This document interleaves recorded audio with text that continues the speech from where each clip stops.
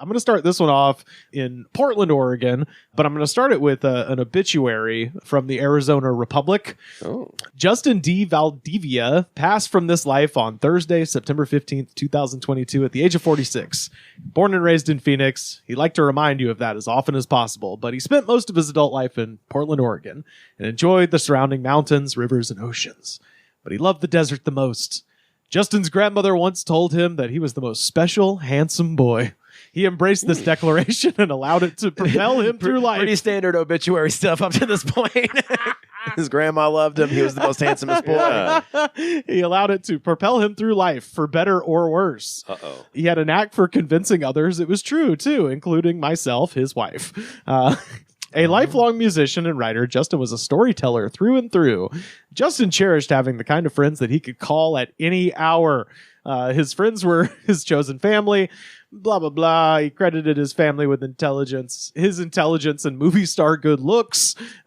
He also had a love of music, as we mentioned, a fondness for busting balls, his words, not mine, and obnoxious pranks bestowed on any poor, unsuspecting sap. Justin loved to laugh and make others laugh, and he believed in quietly donating to charity and giving surprise gifts for no special reason. He would hang Christmas lights on neighbors' houses. He hoarded candy and ate too much junk food. He refused to throw away leftovers, never met a dog he didn't like, left with memories and stories to last for years. Sounds pretty decent, I guess. Yeah, not bad. It sounds fun. Some of this is going to... There's a couple clues. Yeah, some of these details are going to be important in just Anyone a who moment. dies at 46 who loved pranks, I'm like, well, Who decorated other people's houses against their will. Oh, man. So you might be wondering, well, what happened to Justin Valdivia? This is from Willamette Week up in Portland. On September 15th, 2022, landlord Justin Valdivia, 46, was fatally stabbed with a sword in the living room of a 4-bedroom house in Portland after sneaking into the house he owned dressed as Michael Myers, the villain from Halloween. I knew it. I knew it was a prank. When pranks go sideways. Oh, boy. Everything in that first... I mean, a man is dead, but you will not feel bad for him by the time I'm done with this. But Stabbed with a sword? Sword in the... He's dressed as Michael Myers. I would have consulted somebody I want to see before that. pulling off what was truly his magnum opus of pranks. I want to have a Halloween movie where the first 20 seconds is Michael Myers sneaking into a house and then he just gets owned with a sword, and that's the, then it just changes into something else. That's really funny. Who just had a sword ready to go? Here's why. So last week, Willamette Week obtained a memo from the Multnomah County District Attorney's Office justifying prosecutors' conclusion that the killing was self-defense, which I'd be so mad if I was in jail for stabbing a Michael Myers. Yeah, like, fuck you. You're not going to do well in jail. The origins of this dispute that led to Valdivia's death September 15th are not clear, but the memo lays out a bizarre story while explaining why prosecutors declined to charge anyone involved. Valdivia was the owner of the property, and he lived with his wife in the second home recently built to the back of the lot, rented the front house to 4 tenants. The man who stabbed him was a former tenant who had just moved out, but now was staying at the house as a guest. So it was like former roommate, needed somewhere to crash, came back to his old apartment and was crashing with friends. The relationship between Valdivia and his tenants had deteriorated in the weeks prior to the killing. He had twice threatened them with a knife. According to police reports, once Valdivia tried to break into the house while drunk at 4 a.m., one of the residents held him off by barricading the door from the inside.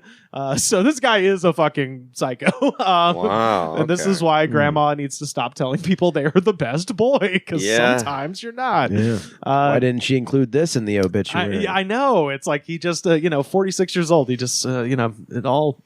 I'm amazed he made it that long. I know, right? The guest had filmed the incidents and were afraid that Valdivia was trying to steal the phone and the videos that it contained from the guy who stabbed him. Another tenant moved out in early September, fearing for his safety. The guest, however, stuck around, but not without taking precautions. He kept a sword on hand and set up a makeshift alarm by leaning a painting against the back door and placing a shoebox on top of it so that it would fall and create a lot of noise if the door was open.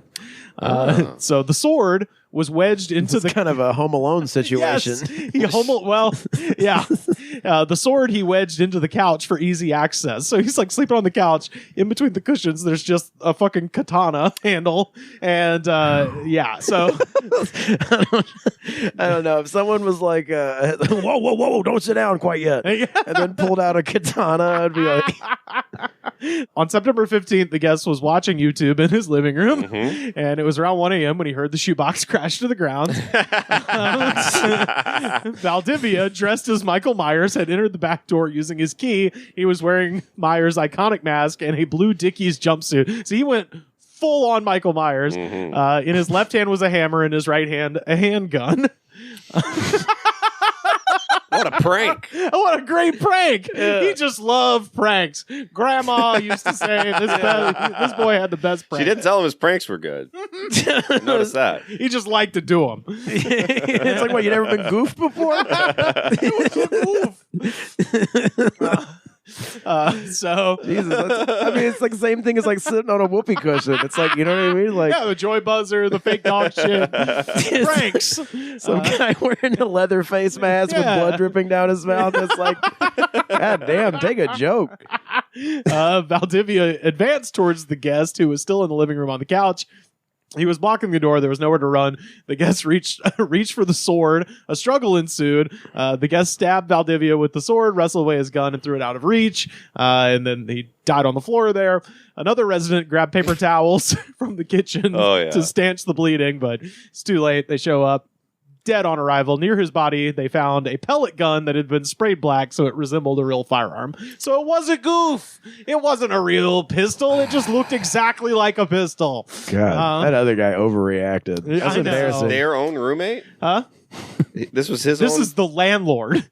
The landlord of the building comes in dressed as Michael Myers, and the former roommate, now guest of the house, stabs him with a katana. That is...